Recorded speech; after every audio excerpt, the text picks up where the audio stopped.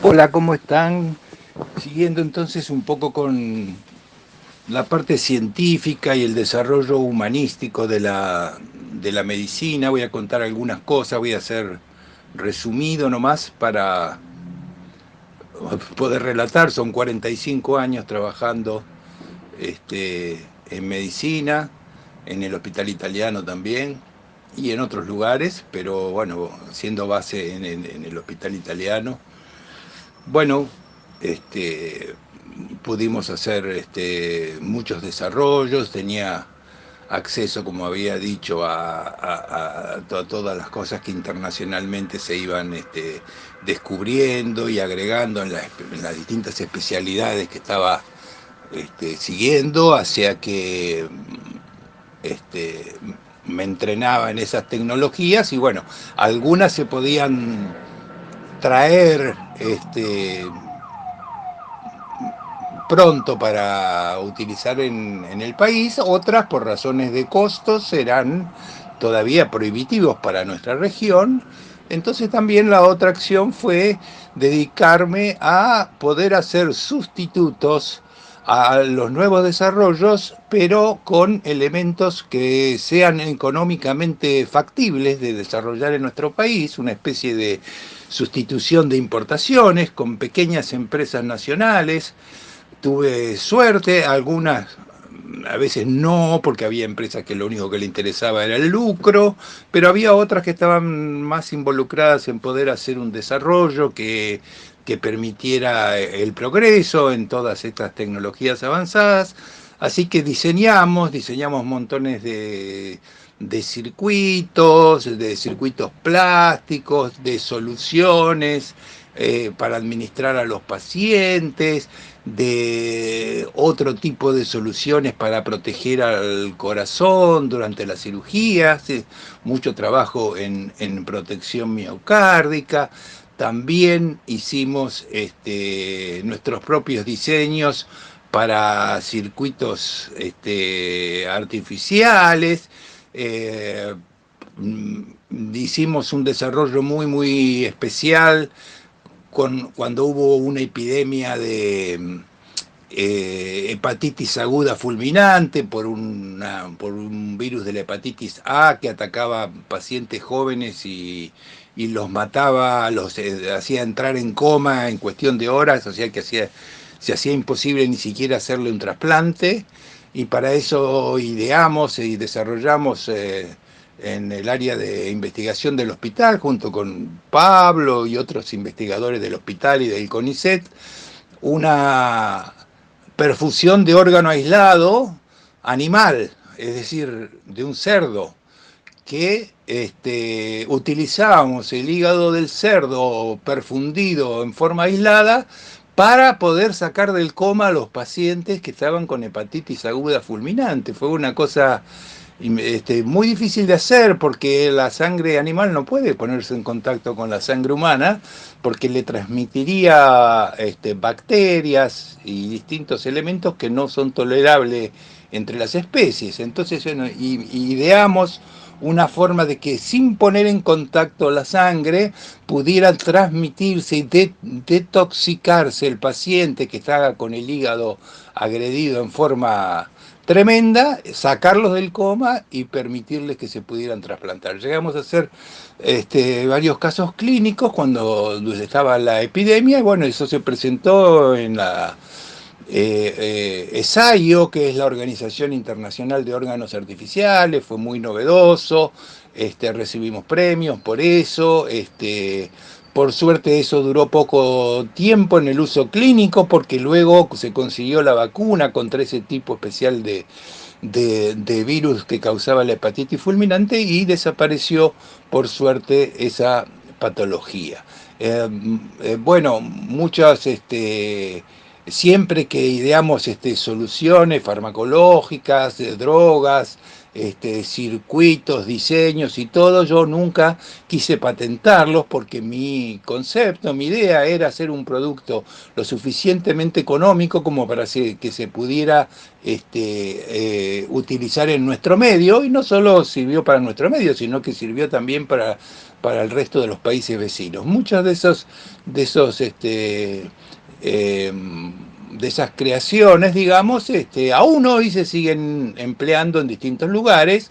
En otros, en centros más grandes, ya se ha accedido a una tecnología más avanzada que los va reemplazando. Pero bueno, hay algunos de esos circuitos y de esas soluciones, algunos sistemas de hemofiltro que también desarrollamos acá en el país. Bueno, fueron muchos elementos, además de presentación de trabajos científicos, muchos. Logramos hacer en Argentina, debido a toda la actividad docente que hacíamos, había mucha respuesta, hicimos trabajos cooperativos multicéntricos. Hicimos trabajos cooperativos sobre el traumatismo sanguíneo durante la cirugía, sobre autotransfusión, sobre accidentes en cirugía cardiovascular, todos trabajos publicados en Europa y en Estados Unidos. Fue muy interesante porque era con el aporte de muchísimos profesionales. Sin tener sponsors o sin tener dinero, pudimos conseguir los reactivos para poder hacer los estudios necesarios. Eso fue una cosa muy gratificante, digamos. También tuve entrenamientos en algunos lugares. Hice en Dallas, por ejemplo, en el Children's Hospital, hice un entrenamiento en cardiopatías congénitas con el profesor Nikaido, un gran profesional japonés que es el jefe ahí. También hice entrenamiento en la Universidad de Columbia de Nueva York con respecto a órganos artificiales, inclusive trabajando con terneras, un curso muy amplio. Luego también en usuarios de corazón artificial, porque nosotros habíamos hecho nuestra experiencia con el doctor Jorge del Hospital Perón de Avellaneda, acá en Argentina, y colocamos algunos corazones artificiales, tanto en el italiano como en el Hospital Presidente Perón.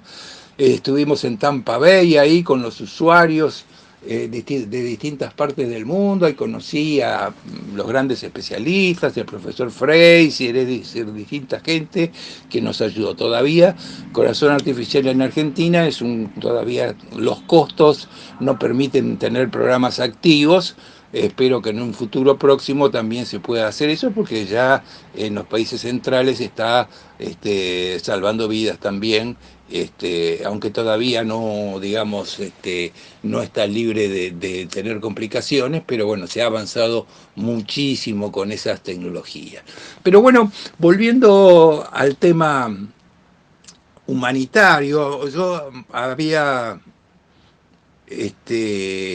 siempre que trabaja en área intensiva está viviendo siempre al filo del borde entre la vida y la muerte. A mí se me había ocurrido hacer un estudio con mis amigos del servicio de psiquiatría del Hospital Italiano, y hicimos un estudio muy amplio de la actitud psicológica en pacientes que iban a ser sometidos a cirugías muy fuertes para poder bancársela, tanto en el área de cardiovascular como en neurocirugía, y se estudió la actitud que se tenía ante eso por parte de los propios pacientes. Lo hicieron los psiquiatras, obviamente, con un protocolo bien establecido, y luego se vio viendo de acuerdo a qué influencia tenía esa actitud psicológica previa de los pacientes, independientemente de la patología que tenían, y cómo era su evolución, tanto con las cirugías a que eran sometidos, como en se estudiaban los 6 meses y al año de los pacientes que se recuperaban, y cómo había sido esa recuperación. Ese estudio fue bastante grande. Yo tuve la suerte de que también pude conocer trabajando en el italiano, al profesor Raúl Matera, el famoso neurocirujano, con el cual, bueno, él tenía el locker donde nos cambiábamos todos los días al lado del mío, una persona hiper simpática. Él fue en un momento delegado de Perón, sí, una línea un poquito más derechosa, pero bueno, un hombre tremendamente sociable y además muy, muy preocupado también estudiando el tema de lo que es la vida y lo que es la muerte. Y cuando vio mis estudios que habíamos hecho y todo, bueno, armamos un grupo que lo dirigía él, obviamente, y empezamos a dictar algunos seminarios interesantes que se llamaron La vida frente a la muerte. Eso tuvo mucha afluencia de estudiantes, lo hicimos en varias universidades, y uno de los que participaba en ese tipo de mesas redondas, debates donde se exponían esas cosas, era el escritor Ernesto Sábato.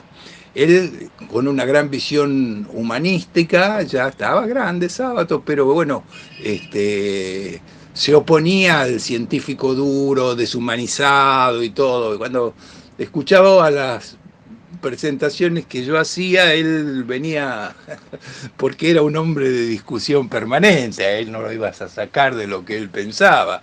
Y él decía, tiene demasiada carga humanística como para que lo haya hecho un científico, así que lo único que hace es reafirmar mi convicción de que los científicos no tienen la suficiente, o sea, la excepción no me va a hacer cambiar de idea.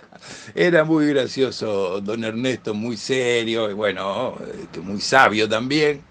Y nada, y después en la parte, ya cuando él era ya mucho más añoso, muchos años después de eso de los cursos, me lo encontré una vez, ya estaba él, veía muy poco y había caído en el hospital italiano porque tenía que entrar y ya estaba en la entrada peleando con los de seguridad. Y bueno, justo lo veo de casualidad y le digo, don Ernesto, ¿qué está haciendo por acá? ¿Se acuerda de mí? Trabajamos en los seminarios hace 10 años, qué sé yo. Ah, sí, ¿cómo estás? Bueno, me nació una nieta, pero odio el hospital, no quiero entrar al hospital. Qué sé yo. Bueno, Ernesto, yo lo voy a llevar, quédese tranquilo, bueno, y tuve que convencerlo para poderlo llevar hasta obstetricia e ir con él para que él pudiera conocer su nieta. Un recuerdo al escritor muy rígido, pero con mucha sabiduría, don Ernesto. Bueno, y entre las cosas también que me tocó hacer, y que me sirvió mucho también, una empresa que era líder, una empresa norteamericana que había generado las primeras bombas de asistencia centrífuga, que, bueno, nosotros fuimos los primeros que la incorporamos en el país, cuando se realizó el programa de trasplante de hígado, organizó, porque ya llevaba muchos años con un determinado diseño que había copado el mercado mundial, tenían más del 90% del mercado mundial. Entonces esas empresas tienen que ver que la tecnología tiene que renovarse. Entonces armaron lo que se llamó un advisory panel, es decir, un consejo de asesores entre usuarios de todo el mundo que no fueran de Estados Unidos, y se eligió a un mejor especialista de Australia, otro de Nueva Zelanda, uno de Francia, otro de Bélgica, otro de Holanda, otro de Inglaterra, otro de Alemania, otro de Italia, otro de España, de dos especialistas, una de Canadá, una por Quebec y otra por Toronto, y en representación de América Latina estábamos el doctor Félix y yo. El hecho era juntarse, primero firmar un acuerdo de confidencialidad, es decir, todo lo que se iba a hablar. Ahí era delito, digamos, poder divulgarlo, porque lo que se trataba era de ver cómo se iba a desarrollar la futura tecnología, y discutiendo con los usuarios más importantes de todos esos países. Para eso se armaban unas reuniones que duraron 3 años, de una semana al año, digamos, una especie de retiro en una localidad de California que se llama Dana Point, en un complejo hotelero donde, bueno, lo único que se podía hacer era estar ahí en las reuniones, no se podía salir. Y bueno, no sé, éramos como 15 personas, más todos los ingenieros y la parte gerencial de la empresa, ¿no? Y ahí se armaban discusiones súper interesantes sobre cómo podía modificar esa tecnología, cuál era la tecnología del futuro para eso de las bombas centrífugas. Fue súper rico, a mí me sirvió muchísimo el contacto con colegas de países tan distantes que de otra manera me hubiera sido más difícil poder compartir. Y ya como digo, una semana entera encerrados con eso. Como conclusión de eso es que había una disidencia entre lo que proponíamos los profesionales y lo que proponían los ingenieros y los gerentes.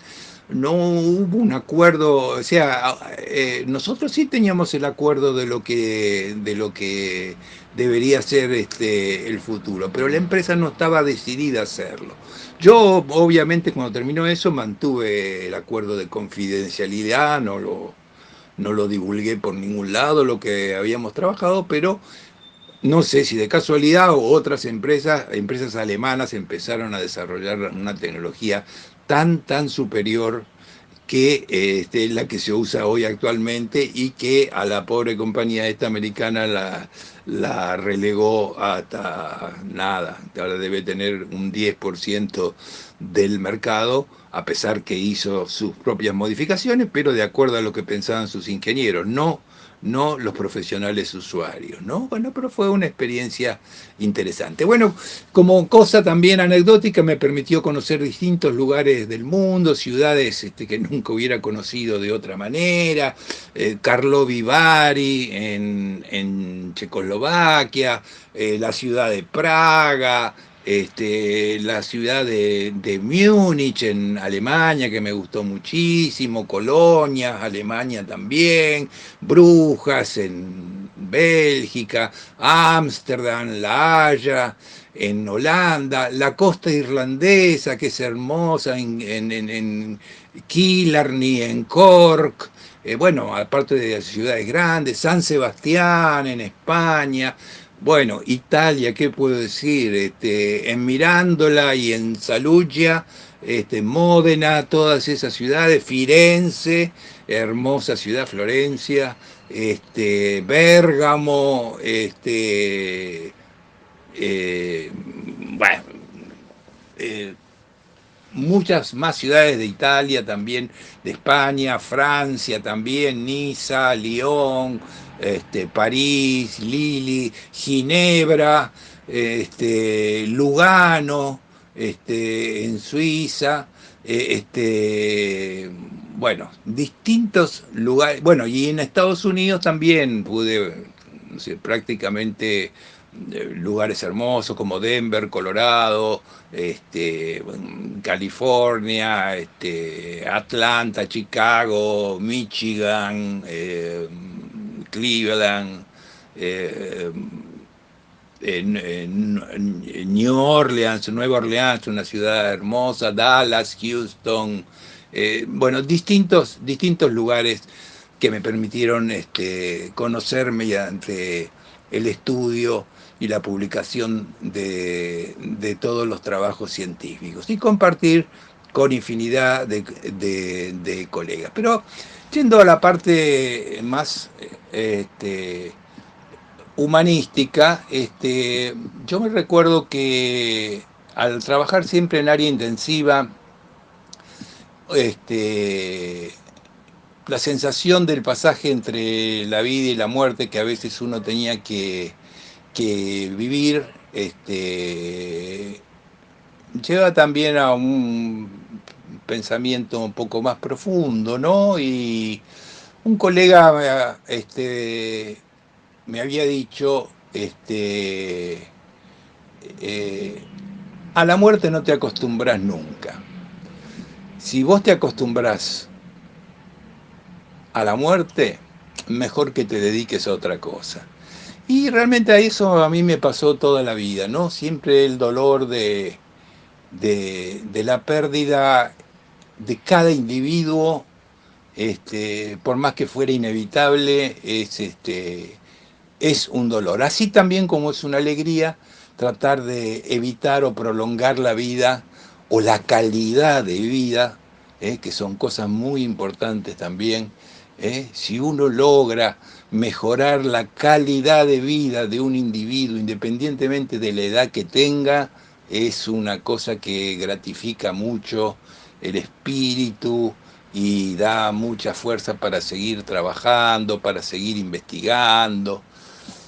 Y bueno, entre las cosas que nos dedicamos también a la autotransfusión, a trabajar con la propia sangre, hicimos estudios sobre envejecimiento de sangre de banco que también fueron publicados, primeros programas de trasplante de hígado en Argentina que fueron extremadamente exitosos, eso ahorró mucho dinero al país. No sé si muchos se acordarán, pero antes de que existiera eso, se hacían colectas que salían en los diarios, en cuentas bancarias, para mandar a gente a hacerse los trasplantes de hígado. Se hacían básicamente en dos lugares del mundo, en la Universidad de Pittsburgh, en Estados Unidos, y en la Pitié, en el hospital de París. Así que ahí fueron nuestros cirujanos a entrenarse, uno en cada lugar, y yo me fui al INCOR de San Pablo, porque ahí estaban ya las máquinas que se iban a usar para el trasplante de hígado, que también estaban empezando ahí en San Pablo. Y bueno, y se largó con 2 años de cirugía experimental, muy trabajosa. Trabajamos con cerdos, todo para poner a punto. Bueno, ya, qué sé yo, no sé cuántos miles de trasplantes se llevan hechos de hígado. Este, También muchos de páncreas, porque trabajamos mucho con el cultivo de células pancreáticas, con investigadores del CONICET, para tratar de generar un páncreas artificial que beneficiara a los diabéticos, es decir, muchas áreas. La de autotransfusión, mucho que ver con la gente que no quiere recibir transfusiones, también ahí incluidos los testigos de Jehová. Sí, el hospital se transformó en un centro testigo, ¿no?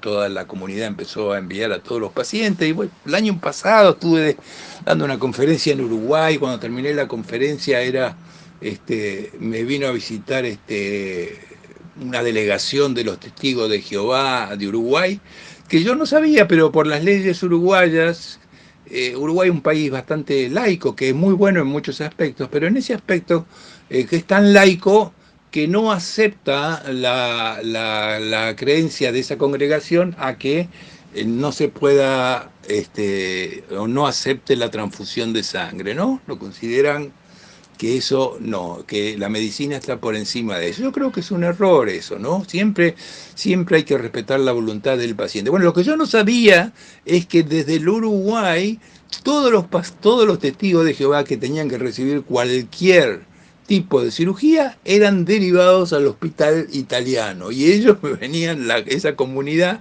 me venía a conocer y agradecer por poder tratar, respetando la voluntad de ellos, de no ser transfundidos. Nosotros tenemos una máquina en la cual la sangre nunca pierde el contacto con el cuerpo, se recupera su propia sangre, que es lo que ellos no aceptan, que la sangre pierda el contacto con el cuerpo, ni siquiera su propia sangre. Y bueno, con eso hemos hecho infinidad de casos de cualquier especialidad, hasta obstétrica, ginecológica, no sé, lo que sea. Cualquier testigo de Jehová pide inmediatamente que vaya a nuestro equipo a protegerle la propia sangre y evitar el riesgo transfusional. Eh, bueno, y recuerdo algunos casos para hacerlo concreto. Recuerdo el caso de un muchacho, perdón, no un niño, ya estaba por cerca de los 20 años, que tenía, bueno, nació con una cardiopatía congénita muy, muy severa, lo operaron en el hospital de niños, muy bien, eso le duró durante unos cuantos años, luego cuando creció un poco hubo que hacerle una segunda cirugía muy grande que se le hizo en la Fundación Favaloro, eso le permitió vivir hasta llegar en buenas condiciones hasta, como digo, casi los 20 años, y en ese momento llega al hospital italiano. ¿Por qué? Porque ahí necesitaba la corrección definitiva de su cardiopatía congénita, pero había avanzado el tiempo, se le habían dilatado muchísimo la arteria aorta y la arteria pulmonar, las válvulas aórtica y pulmonar eran insuficientes, tenía ya mucha cirugía previa, todos los tejidos pegados, el paciente era muy menudito, chiquito, pesaba poco, y cuando fue ahí a esos lugares donde se había operado previamente, le dijeron que lamentablemente para hacer la cirugía definitiva, eh, ellos la contraindicaban, o sea, no la iban a hacer si no aceptaba la donación de sangre. Y se generó, a él este chico se le generó un problema, porque él cuando se hizo las primeras cirugías no era testigo de Jehová. Él se convirtió a testigo de Jehová después de esas cirugías. Y entonces, en los propios centros donde lo habían tratado, ahora como él se mantenía firme en no ser transfundido, dijeron que así no se podía operar. Y bueno, ahí cayó al italiano que nosotros tomábamos a todos y se comenzaron a hacer reuniones, se estaba planificando la cirugía con un equipo multidisciplinario, iba a haber un cirujano de adultos, iba a haber un cirujano de congénita, bueno, se hicieron varias reuniones, estábamos nosotros, le explicábamos todo el tema, y el muchacho estaba tremendamente angustiado, porque yo me imagino, aparte para alguien que se convirtió después, resulta que le tocaba la parte de su corrección definitiva con 20 años, y tenía que renunciar a alguna de las cosas, ¿no? O renunciaba a sus creencias, o su creencia lo iba a llevar quizás a la muerte. Y entonces era muy difícil, él estaba muy, muy ansioso, eso no es bueno para llegar a la cirugía, entonces se volvían a hacer reuniones, se reprogramaba la cirugía, y como anécdota me acuerdo que ya se había vuelto a programar para hacer la cirugía un día viernes y nos juntamos todos, inclusive con miembros de la organización, con los padres, con los cirujanos y todos los que iban a intervenir en ese procedimiento tan dificultoso. Y en esa reunión todavía el joven seguía con un miedo terrible, con una gran inquietud.